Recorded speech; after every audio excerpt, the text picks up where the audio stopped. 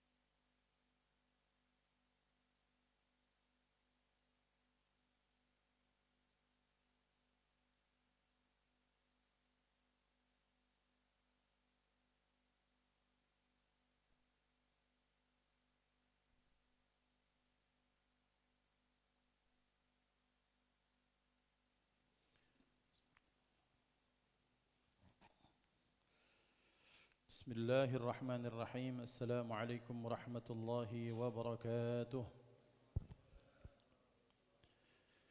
إن الحمد لله نحمده ونستعينه ونستهديه ونستغفره ونعوذ به من شرور أنفسنا وسيئات أعمالنا من يهده الله فلا مضل له ومن يضلل فلا هادي له أشهد أن لا إله إلا الله وحده لا شريك له وأشهد أن سيدنا ونبينا محمدا عبده ورسوله من لا نبي بعده اللهم صل وسلم على سيدنا محمد مفتاح باب رحمة الله عدد ما في علم الله صلاة وسلاما دائمين بدوام ملك الله وعلى آله وصحبه اللهم رب اشرح لي صدري ويسر لي أمري واحلل عقدة من لساني يفقه قولي سبحانك لا علم لنا إلا ما علمتنا إنك أنت العليم الحكيم اللهم ارزقنا فهم النبيين وحفظ المرسلين وإلهام الملائكة المقربين اللهم أغننا بالعلم وزينا بالحلم وأكرمنا بالتقوى وجملنا بالعافية لا حول ولا قوة إلا بالله العلي العظيم والحمد لله رب العالمين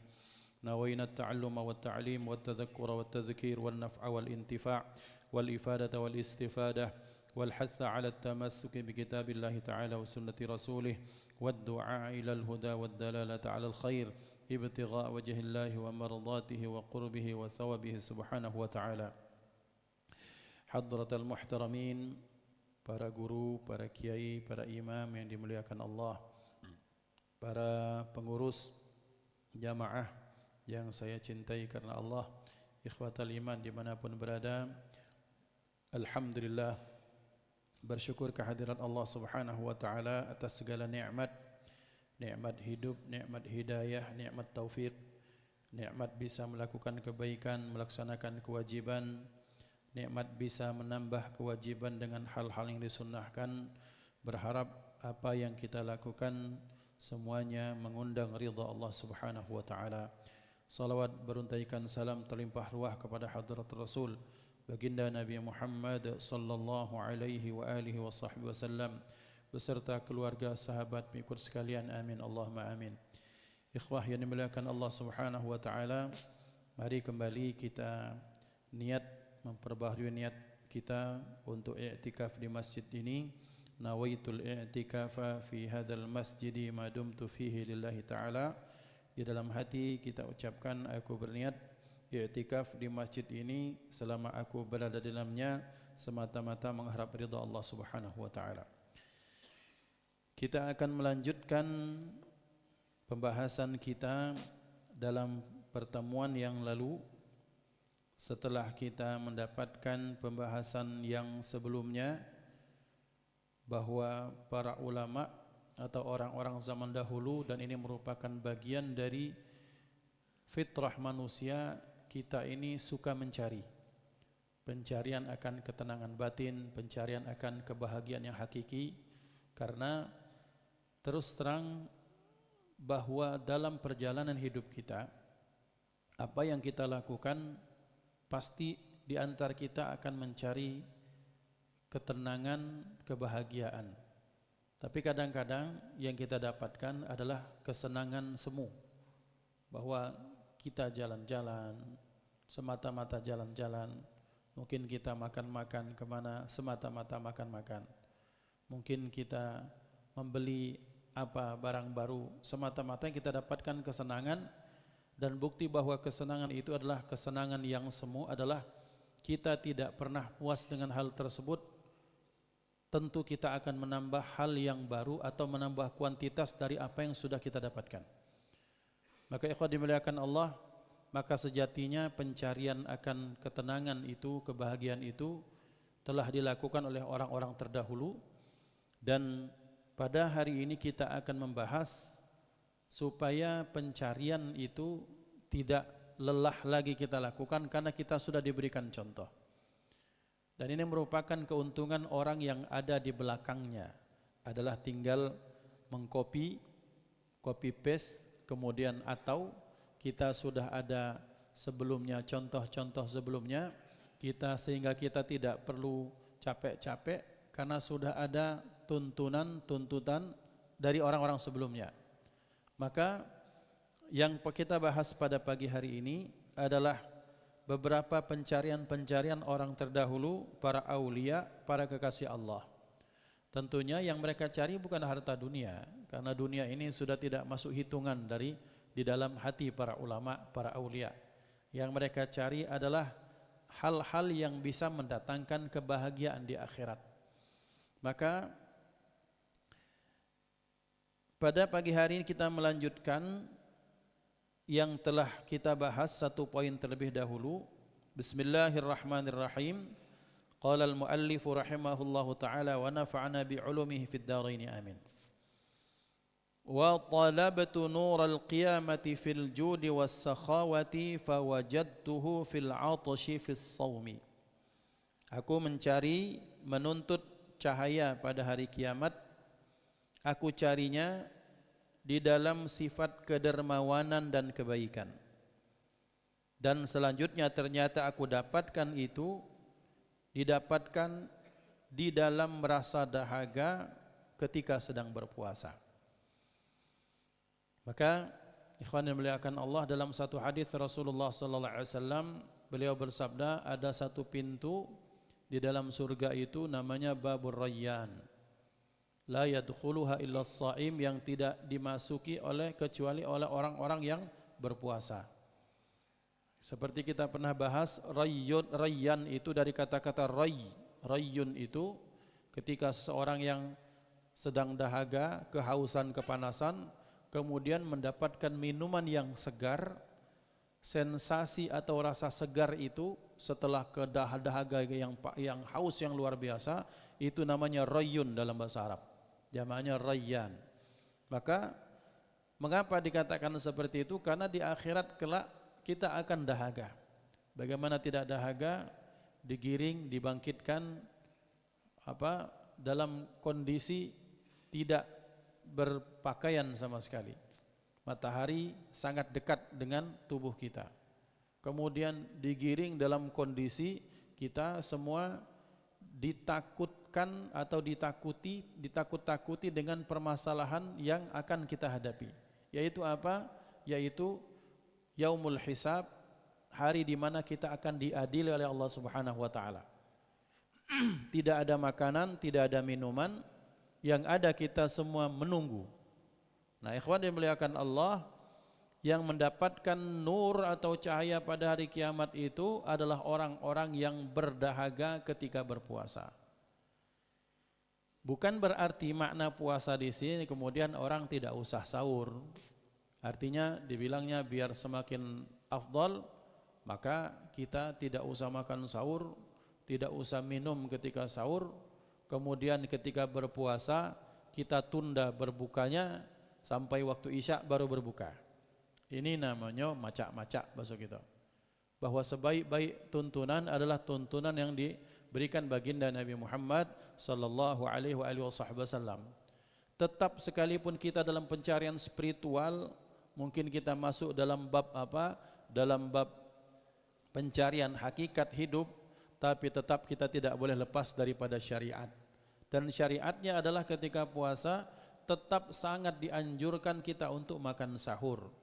Sabda Rasulullah sallallahu alaihi wasallam, tasahharu fa inna fis sahuri barakah atau fa inna fis suhuri barakah. Makan sahurlah kalian karena dalam waktu sahur itu ada keberkahan. Walaupun sabda beliau, walau jur'atama, walaupun sekalipun seteguk air saja. Ini menunjukkan bahwa agama Islam adalah agama yang mengakomodir kepentingan kebutuhan spiritual tapi tanpa tidak meninggalkan kebutuhan jasmani. Maka sebaik-baik yang puasa, sabda beliau sallallahu alaihi wasallam, adalah orang yang ketika berpuasa dia mengakhirkan sahurnya, kemudian dia mempercepat ta'jil ketika masuk waktunya masing-masing. Maka ikhwan yang dimuliakan Allah, dalam kondisi dahaga itulah maka orang akan mendapatkan balasan Allah, yaitu nur, cahaya pada hari kiamat. Cahaya artinya dia tidak dibimbangkan pada hari kiamat. Cahaya artinya dia tidak dibikin gentar pada hari kiamat. Maka dalam bahasa Al-Quran, la yahzunuhumul faza'ul akbar. Mereka tidak dibikin takut oleh hari al-faza', hari ketakutan yang paling besar. Ketakutan di dunia ini adalah ketakutan yang semu. Takut kita rumah mungkin disita, takut kita mungkin rumah kita tergusur karena tinggal di pinggir jalan, takut mungkin aset-aset kita diambil, takut anak-anak kalau sudah besar akan lupa pada kita, takut murid-murid sudah tidak ingat pada gurunya. Ini ketakutan semu. Tapi di hari kiamat itulah ketakutan yang hakiki. Dan orang yang diberikan cahaya pada hari kiamat adalah orang yang termasuk dalam golongan yang tidak diberikan ketakutan pada hari tersebut. Mereka dijadikan orang yang pede, diberikan ketenangan oleh Allah Subhanahu wa taala. Maka pada hari ini kita akan masuk ke dalam bab berikutnya. Wa talabatul jawaza ayil murura, dan aku mencari menuntut al-jawaz. Al-jawaz itu apa? Melintasi, yakni melintasi. Ala sirati, melintasi sirat. Fi udhiyah, dalam berudhiyah, dalam berkurban. Fawajadtuhu fis sadaqati, dan aku dapatkan itu dalam sedekah. Dzakara Suyutiyu, Al-Imam As-Suyuti menjelaskan, menyebutkan anna thawabas sadaqati khamsatu anwa'in, bahwasanya balasan sedekah itu ada 5 jenis. Wahidatun bi'asyratin, satu berbalas 10.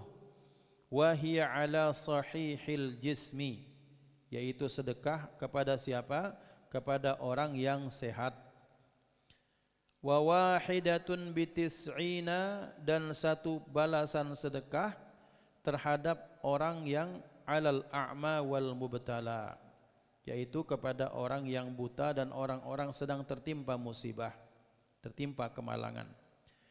Wa wahidatun bitis'ima'atin wa hiya ala dhi qarabatin muhtajin, satu sedekah berbalaskan 900, itu kepada siapa? Kepada qarabah, pada keluarga, kerabat, muhtajin yang membutuhkan. Wa wahidatun bimi'ati alfin, dan satu sedekah berbalas terhadap siapa? Satu sedekah berbalaskan 100.000, dan itu alal abawaini, kepada kedua orang tua. Wa wahidatun bitis'imi'ati alfin, dan satu pahala sedekah, satu sedekah berbalaskan 900.000. Wa hiya ala alimin au faqihin, itu yang diberikan kepada alim atau faqih. 900.000 kepada ulama atau kepada faqih. Ikhwani muliakan Allah Subhanahu wa taala. Udhiyah, udhiyah ini adalah kurban. Maka ibadah kurban adalah ibadah yang sejatinya dari zaman dahulu Allah sudah syariatkan. Secara bahasa, bahwa dalam bahasa Al-Quran itu idh qarraba qurbanan. Ingatlah wahai Muhammad, ceritakanlah wahai Muhammad, naba abnai Adam, cerita 2 anak Adam yang salah satunya memberikan yang terbaik, yaitu hewan peliharaannya. Yang satu karena dia petani memberikan udhiyahnya berupa sayur-sayur dan buah-buahan yang bahkan dia sendiri enggan memakannya. Maka kemudian diterima salah satunya dan yang lain tidak diterima. Maka di sini ada kata-kata qarraba qurbanan, memberikan kurban. Zaman dahulu orang kalau kurban ada tandonya diterima. Ta'kuluhun nar, itu diterima seperti dilalap oleh kilatan kemudian hangus. Ada tanda. Tapi mengapa kemudian di era zaman Nabi Muhammad sallallahu alaihi wasallam ini tidak ada? Ini sengaja kemudian Allah rahasiakan supaya memperbesar pahala umatnya. Loh, kenapa bisa seperti itu? Karena orang kalau melihat sesuatu dengan mata kepala, maka orang tersebut akan berpikir, wah ini mungkin balasannya. Atau malah tambah keyakinan, wah betul berarti ini amalan saya diterima atau ditolak. Tapi umat Nabi Muhammad sallallahu alaihi wasallam itu sengaja dirahasiakan liyabluwakum ayyukum ahsanu amala, supaya siapa di antara kita yang paling baik amalnya. Kita ya ikhwan, kalau sudah dijanjikan dengan sesuatu yang kelihatan, nih, itu sepeda, harga 40 juta satu. Kalau kamu bisa menang, lari atau maraton, itu hadiahnya. Orang akan berlomba-lomba. Tapi kalau dibilang, yang penting ada deh nanti hadiahnya, tidak semangat dong. Tapi justru ketika dia semangat, ketika balasan tidak diberitahukan, itu lebih hebat. Maka Allah Subhanahu wa taala merahasiakan banyak hal di depan umat baginda Nabi Muhammad sallallahu alaihi wasallam, bentuk kasih sayang Allah satu. Karena orang akan beramal lebih hebat manakala dia tidak tahu balasan, itu berarti betul-betul orang yang tulus. Maka ikhwan dimuliakan Allah, orang-orang yang di akhir zaman ini banyak dicobakan dengan sesuatu yang bahkan mereka tidak ketahui secara pasti, maka disitulah gunanya iman. Dan zaman sekarang, di saat dimana orang sudah mulai banyak sekali mengedepankan rasional, mengedepankan otak, ini masuk akal atau tak masuk akal, tetapi orang beriman mengedepankan imannya, maka disitulah orang-orang terpilih itu akan mendapatkan kejayaan. Maka ikhwan, dimuliakan Allah Subhanahu wa taala.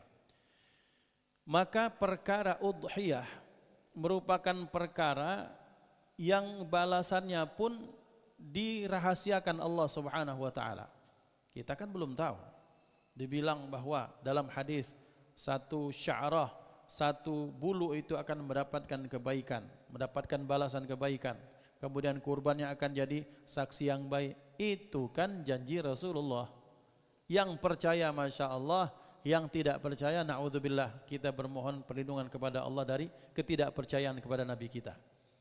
Maka berarti orang-orang yang berudhiyah adalah orang-orang yang memang telah mengedepankan cinta dan kepercayaannya kepada Allah. Tetapi dalam konteks ini, bahwa orang-orang yang mencari cahaya pada hari kiamat itu apa? Yang dia dimampukan untuk melewati sirat, dikatakan para ulama, adalah orang yang gemar bersedekah. Sedekah kepada siapapun. Sedekah kepada, seperti jelaskan Imam Jalaluddin As-Suyuti tadi, kepada orang yang sehatkah, kepada orang yang tertimpa musibahkah, kepada kerabatkah, kepada orang tuakah, kepada yayasan Islam, kepada masjid, kepada alim fuqaha, atau apa misalnya pesantren atau apapun itu, yang penting ada hal yang dikeluarkan. Maka ikhwan dimuliakan Allah, landasan keikhlasan ini akan mampu merubah banyak hal. Pertama, orang kalau sedekah, kalau dia ikhlas, maka dia akan mendapatkan kebahagiaan. Senang orang yang menerima sedekah, betul. Tetapi orang yang paling senang adalah siapa? Orang yang memberi. Mengapa? Karena dia mampu melawan keinginannya untuk menahan harta tersebut. Maka orang-orang bersedekah adalah para pemenang. Orang yang bersedekah adalah orang-orang yang mampu menaklukkan syahwat cintanya kepada harta tersebut. Nah kemudian, kalaupun mau berbilang dengan pahala, maka balasannya seperti itu kata Imam Jalaluddin As-Suyuti. Entah kepada orang sehatkah, entah kepada orang tertimpa musibah, entah kepada kerabat, entah kepada orang tua, entah kepada alim atau faqih, apapun balasannya, yang penting kita galak dulu sedekah, itu yang penting. Maka ikhwan, diriwayatkan ada seseorang yang pengen bersedekah, Masya Allah pengen yang bersedekah, karena dia orang yang sudah sampai, selama ini aku tidak sedekah, pengen sedekah ya Allah. Maka supaya menjaga keikhlasannya, tidak ingin diketahui orang lain, maka sedekahnya dia menghadang orang di satu jalan lewat. Ketika lewat di satu jalan, kemudian ini orang dihadang, Pak, ya mau lewat, iya, tolong terimakan sedekah saya. Oh iya, terima kasih.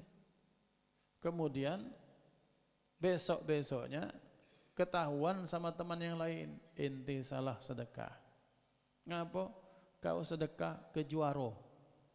Juaro ya, bukan juara. Juaro itu bahasa kita Palembang nih, galak maling. Orang suka mencuri. Malam-malam lagi operasional, lagi dinas, dihadang-hadang, pas lewat ternyata dia memberikan sedekah kepada pencuri. Katanya ya enggak apa-apalah. Mudah-mudahan lain kali ketika sedekah maka aku tidak salah sasaran. Kemudian ketika sedekah lewat, ada ibu-ibu lewat-lewat, kaum wanita, seorang wanita. Ibu, nak kemana? Nak balik ini. Sudah, ini maaf ya, tolong terimakan sedekahku. Habis itu dia menghilang. Si ibu ini senang. Ketahuan lagi sama orang, ente sedekah sama salah sasaran.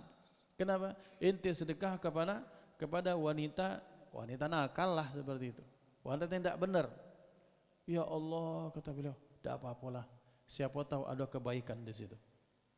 Berikutnya mudah-mudahan lain kali saya tidak salah memberikan sedekah kepada orang yang patut menerimanya. Pada kali yang lain di malam hari kemudian dia sedekah lewat. Ketika sedekah itu disetopkan, diberikan sedekah. Oh makasih, kata bapak ini.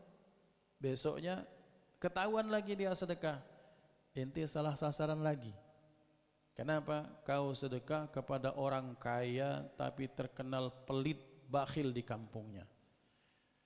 Tidak apa-apalah katanya, siapa tahu ada kebaikan. Ini orang ikhlas seperti itu. Tidak mencari pahala, tidak peduli kepada siapa, dia memberikan sedekah. Maka kemudian akhirnya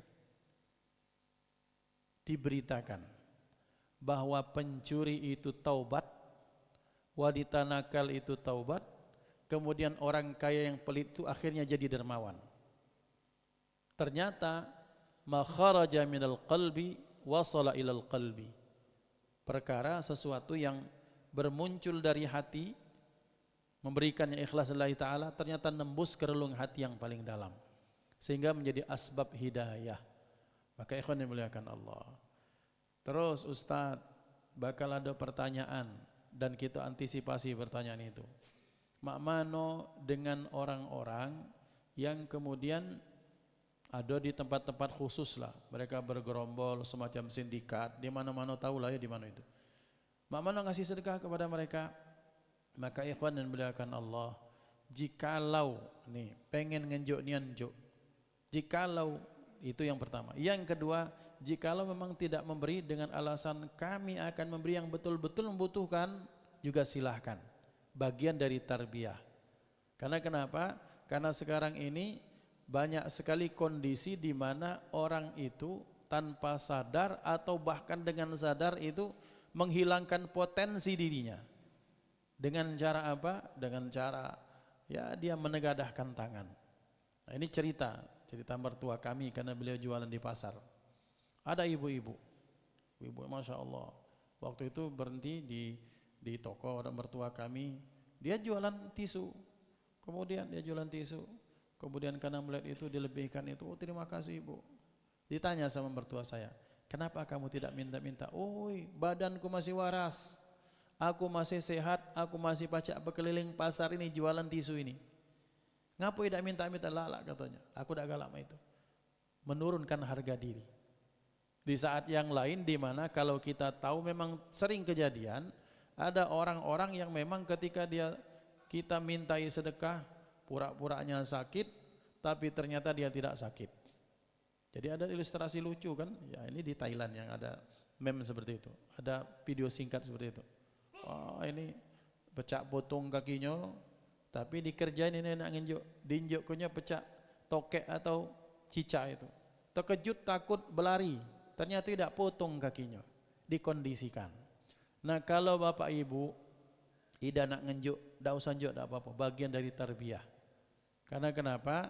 Karena kita memang memberikan sedekah ini kebanyakan untuk dzi muhtaj, kepada orang-orang yang membutuhkan. Dan itu juga kita butuh satu kepada pemerintah yang berkaitan untuk mengamankan dan mendidik yang seperti ini. Yang kedua, kita juga butuh butuh kesadaran mereka para pelaku ini. Karena kenapa? Selama badanmu sehat, ngapain kita harus seperti ini? Karena yakinlah berapapun hasilnya, tetegak rumah, besar-besar rumahnya, tapi Allah cabut keberkahan di situ. Padahal seumur hidupnya kita cari berkah. Itu satu. Yang kedua, orang itu akan ada harga diri ketika dia bekerja. Ada lanang, dak begawi-gawi, alasannya bapakku masih ada. Bapak masih nginjak duit. Dak galak begawe, dak nyari inisiatif pun tidak ada, maka yang seperti ini kurang pede di masyarakat. Ngapo? Ketika berada teman yang lain, bukan masalah income-nya berapa, tapi dia kerja atau tidaknya. Maka ikhwan dimuliakan Allah, bekerja merupakan bagian dari apa? Bagian dari harga diri seorang laki-laki. Apapun pekerjaannya, ya yang penting halal. Maka ikhwan dimuliakan Allah, maka orang yang bersedekah akan mendapatkan kemudahan untuk lewat kepada sirat yang kecilnya. Di dalam riwayat dikatakan itu seperti rambut yang dibelah 7, kemudian gelap minta ampun, di bawahnya hufratun, di bawahnya lubang dari lubang-lubang jahannam, wal iyadu billah. Selanjutnya wa talabtun najata minan nari ay jahannama, aku menuntut mencari keselamatan dari neraka jahannam, fil mubahati ay fi nailiha, yakni pada perkara yang mubah, yakni ketika mendapatkannya. Fa wajadtuha fi tarkis syahawati, dan aku dapatkan keselamatan dari neraka itu fi tarkis syahawati, dalam meninggalkan syahwat. Qala Abu Sulaiman ad-Daraniyu li an atruka min asya'i luqmatan ahabba ilayya min aqumal laila ila akhirih. Berkata Abu Sulaiman ad-Darani, bahwa dengan perkara aku meninggalkan satu suap dari makan malamku, lebih aku cintai dibandingkan dengan aku tahajud sampai akhir, sampai subuh. Nah, maksudnya la'alla shawab, bahwa orang yang ingin mencari keselamatan dari neraka, dari azab jahannam, itu dikira oleh beliau yang dalam pencariannya adalah dengan cara mencari yang halal-halal, tapi ternyata yang lebih pokok daripada itu, yang lebih mendasar daripada itu adalah fi tarkis syahwat, dalam meninggalkan syahwat. Apa syahwat? Syahwat itu sesuatu ma tamilu ilaihin nafsu, sesuatu yang cenderung kita kepadanya, itu namanya syahwat, baik halal maupun tidak. Maka Allah menyatakan a'udzubillahi minasyaitonir rajim, dihiaskan kepada kaum laki-laki itu hubbus syahwat, cinta terhadap sesuatu. Kalau laki-laki apa? Minan nisa wal banin, terhadap lawan jenis kaum wanita, kepada anak-anak, kemudian harta benda, kemudian hewan piaraan, hewan yang dijinakkan, kemudian hewan ternak, kemudian sawah dan ladang. Ini siapapun tak bisa lepas. Ada wong, oh masya Allah, mata kaki perempuan di orang Malaysia. Tenangnya tu walaupun lah tua nyengok barang-barang bagus. Rezeki ni Ustaz, dijengok mantap, tak dijengok mubazir, bahasanya mah itu. Ada yang bahkan usia 5, 6, 70 tahun tuh ada semangat pengen nikah lagi tuh, ada. Apakah tak normal? Normal, karena yang dinikah itu perempuan. Yang tak normal itu kalau dia menikahi sesama jenis, naudzubillah. Ya Pak Haji. Jadi kita nih kalau ada semangat seperti itu namanya lelaki yang normal. Karena fitrahnya seperti itu. Ada Ustaz, ada dia ni tak pati senang, tak pikiran tak kepada perempuan, tapi dia tuh kalau bergesah bangga ke anaknya terus. Ada. Pokoknya anaknya kebanggaannya, tumpuan hidupnya di anaknya dibanggakan segala macam. Ada banyak. Ada yang tak membahas itu, tak terlalu keras kepada anak cintanya itu. Apa? Senang dengan emas dan perak, ngumpul ke batu cincin, ngumpul ke logam mulia. Ya standarnya manusia memang itu. Tidak terpikir ke sana. Bab berikutnya apa? Hobi di hewan ternak. Ada burung, ada ayam, apa ya? Ayam berugo bahasa gitu tuh. Segala macam ayam, dari yang kecil sampai besar. Dari yang suaranya paling pendek sampai suaranya paling panjang. Ada burung ini, itu sangat manusiawi. Karena memang ketika lahir Allah sudah masukkan komponen kesenangan ini dalam diri manusia. Tetapi meninggalkan itu semua, itu akan membawa kita kepada surganya Allah Subhanahu wa ta'ala. Maksudnya ketika diarahkan kepada yang baik, kemudian selanjutnya dia lebih mementingkan untuk meninggalkan syahwat itu, maka itu yang mampu memberikan keselamatan dari nerakanya Allah Subhanahu wa ta'ala. Apa korelasinya dengan siksa neraka? Segala perkara di muka bumi ini ya ikhwan, rata-rata dikatakan ulama secara garis besar yang mengundang kepada neraka itu dua. Satu, karena syahwat. Yang kedua, karena kiber, karena sombong. Orang yang enggan sholat, orang yang memandang rendah orang lain, itu karena kiber. Orang yang meremehkan orang lain, tak mau menerima nasihat, itu kiber, namanya sombong. Tapi betapa banyak ada orang yang terjerat ke narkoba, itu gara-gara syahwat. Pertama penasaran, pertama diawali dengan ini dulu. Pertama misalnya, kenapa tenggelam dalam judi slot, porkas, bahasa gitu, SDSB, segala macam itu ngapa? Diawali maaf dengan ketika main kecilnya itu main gonto itu, main ekar, tahu dapat seko, dah seru, pakai duit Selawi, zaman dulu Selawi, Selawi rupiah, 25 rupiah, ini uang itu disenderkan di ekar, dituk dapat, selanjutnya gambaran, selanjutnya main ini, kemudian terus besar, akhirnya judi, benaran, lah habis ini. Harta, anak, bini, kemudian rumah terjual, masih judi. Itu gara-gara syahwat. Dan banyak contoh yang lain. Bahwa betapa ternyata perkara yang besar biasanya dimulai dari yang kecil. Maka yang kecil-kecil ini dihindarkan. Maka dinyatakan dalam pendapat ini Abu Sulaiman Ad-Darani. Abu Sulaiman menyatakan seperti ini. Sholat tahajud kata beliau. Sepanjang malam sampai subuh. Kemudian aku meninggalkan satu luqmah, satu suapan dari makan malamku lebih aku utamakan dibandingkan dengan aku sholat tahajud sampai subuh. Mohon jangan diterima mentah-mentah. Maksud beliau adalah bahwa makan malam itu kan sesuatu yang sangat kita inginkan. Dibandingkan siang apa kita kan laparnya biasanya makan. Apa bela yang penting lapar makan banyak ngubu lagi. Tapi kalau malam pun sudah ada pilihan, balik ke rumah, makan ke mana kita dengan anak-anak misalnya, makan di mana kita, berangkat berjalan. Nah itu kan ada syahwat di situ. Ketika makan itu sudah dengan pilihan, ada nasi goreng, ada nasi rendang, dia senang nasi goreng, pilihnya nasi goreng, maka itu sudah dengan syahwat. Maka kata beliau, melakukan sesuatu yang diawali dengan syahwat itu kutinggalkan hal seperti itu, lebih aku utamakan dibandingkan dengan aku sholat sampai malam. Kenapa? Karena sholat sampai malam itu katanya itu merupakan sesuatu yang pilihan.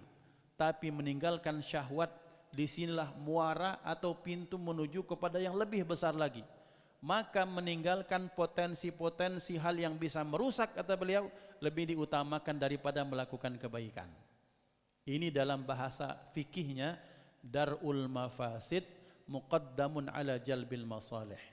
Artinya meninggalkan potensi kerusakan jauh lebih diutamakan dibandingkan dengan melakukan sesuatu kemaslahatan.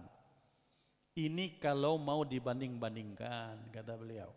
Tapi kalau memang ternyata dia pacak makan terus dia sholat malam tetap khusyuk, itu lebih baik. Kira-kira seperti itu. Tapi kata beliau, kalau orang biasanya kalau sudah diawali dengan syahwat, selanjutnya dia akan ikut lagi, terikutkan kalah dengan syahwatnya, lama-lama dia akan kalah sehingga dia kalah dengan syahwatnya sendiri. Nah, ikhwan dimuliakan Allah Subhanahu wa taala, bahwa ternyata dikatakan ulama dua pintu orang menuju ke nerakanya Allah, naudzubillah, yaitu karena kiber, karena sombong, yang kedua karena syahwat dan keinginan yang tak dikontrol. Maka bersyukurlah Allah mensyariatkan kepada kita puasa salah satunya supaya kita mampu mengontrol keinginan-keinginan itu. Tapi sayangnya kadang-kadang puasa itu bahkan jadi ajang kita untuk mengentaskan kemauan kita. Puasa ini hari ini buka lenggang, besok apa? Lah teruslah dibikin menunya selama sebulan. Ngapo katanya bosan Ustaz makan itu baik. Pengen yang menyenangkan hati. Nah justru kalau zaman ulama zaman dahulu mereka itu bahkan memilih menu yang mereka kurang pati senang atau yang datar-datar saja, kurma air, malamnya baru makan. Setelah itu sahurnya kurma dengan air, masya Allah orang-orang terdahulu. Tapi dampaknya adalah maka mereka mampu melakukan qiyamul lail sambil menangis. Jadi ya ikhwan yang dimuliakan Allah, kenapa Abu Sulaiman Ad-Darani menyatakan seperti itu? Karena orang kalau sudah mampu mengendalikan syahwatnya, solatnya itu akan lebih khusyuk, lebih berkualitas dibandingkan dengan solat tadi malam makan 3 piring. Solat itu kalau sambil kira-kira mah itu. Tapi dengan dia tidak makan malam, kemudian qiyamul lailnya jauh lebih khusyuk. Nah ini pilihan-pilihan yang ditawarkan oleh para ulama kepada kita. Kemudian selanjutnya, wa talabtu hubballahi ta'ala fid dunya ay fi tarkiha fawajadtuhu fi dzikrillahi ta'ala. Aku mencari cinta Allah Ta'ala di dunia dengan cara meninggalkannya, dan aku dapatkan itu ketika di dalam bab zikir kepada Allah Subhanahu wa Ta'ala. Fadhkuruni adzkurkum. Allah berfirman, zikir ingat kepadaku maka aku akan mengingat kalian. Kalau zikirnya sendirian maka Allah akan mengingatkan dalam dirinya Allah. Kalau zikirnya di tengah kelompok maka Allah akan menyebut kelompok itu dan dibanggakan di makhluk Allah yang ada di aras sana. Artinya berarti nyata kalau orang ada berzikir sendiri bagus, sangat bagus. Ada zikir orang banyak-banyak rame-rame juga sangat bagus. Semuanya ada manfaatnya. Maka perumpamaannya adalah Rasulullah sallallahu alaihi wasallam bersabda, perumpamaan orang yang zikir entah dengan lisannya, entah dengan hatinya, itu adalah perumpamaan orang-orang yang kamatsalil hayy wal mayyit. Perumpamaan orang yang zikir dengan orang yang tak zikir seperti orang yang hidup dan orang yang mati. Dan mudah-mudahan kita digolongkan dalam kondisi orang yang hidup. Amin Allahumma amin.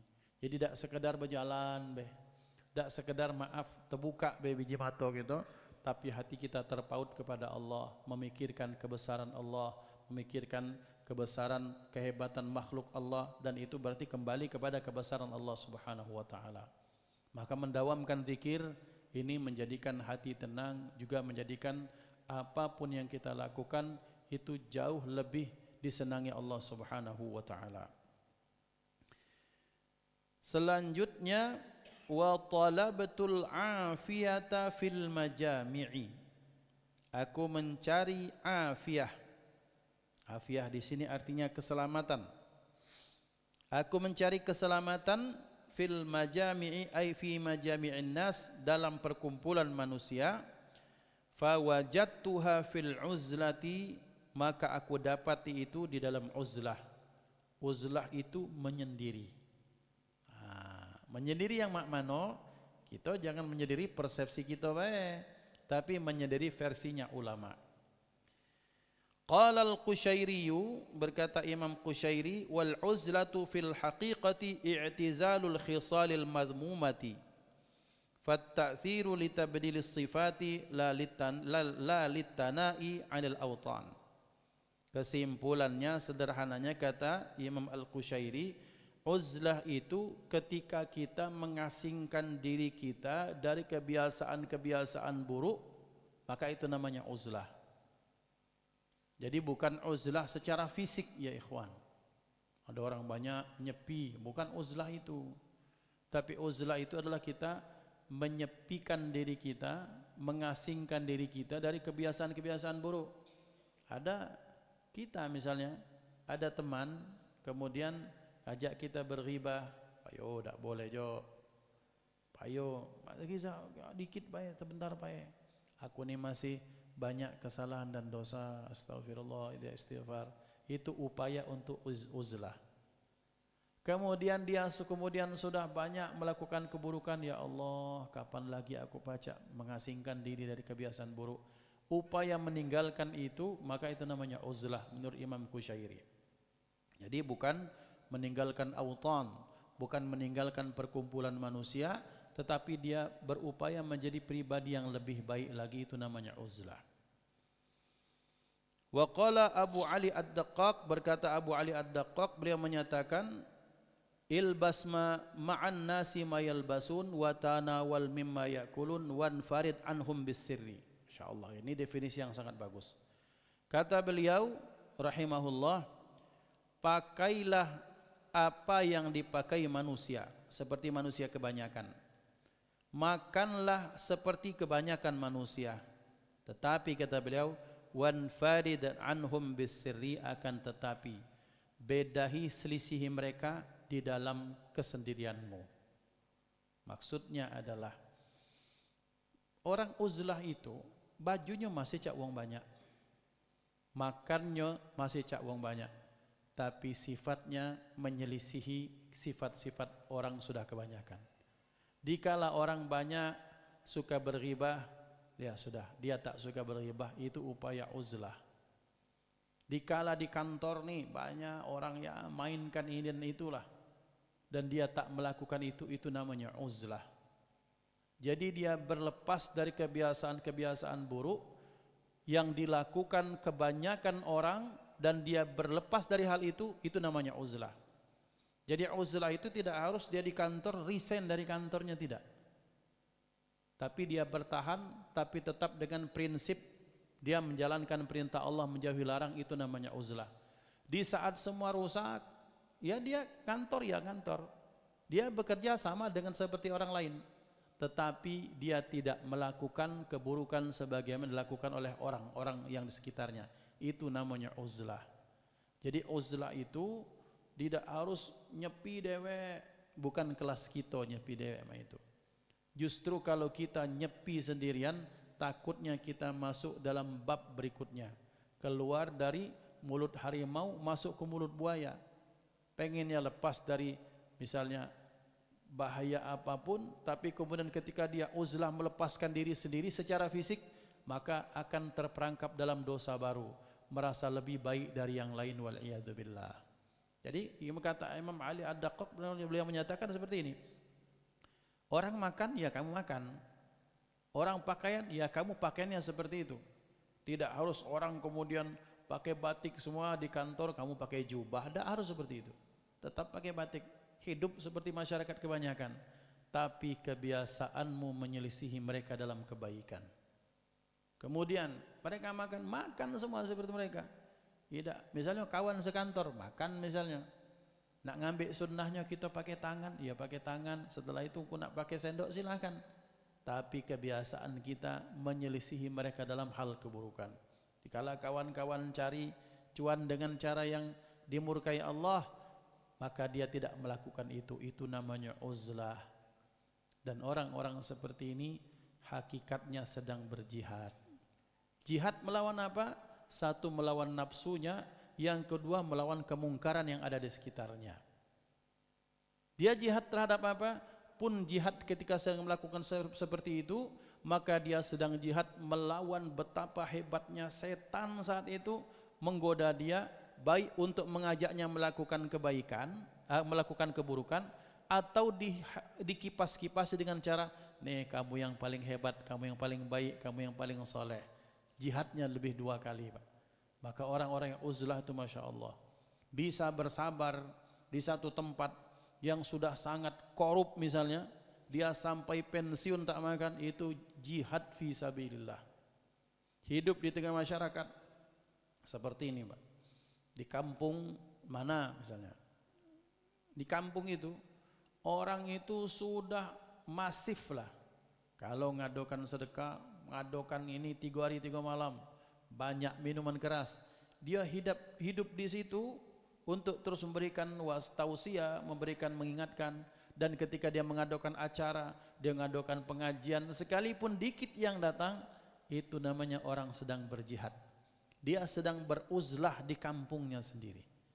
Tidak dengan fisiknya, tapi dengan menyelisihi keadaan dan maksiat-maksiat yang mereka lakukan.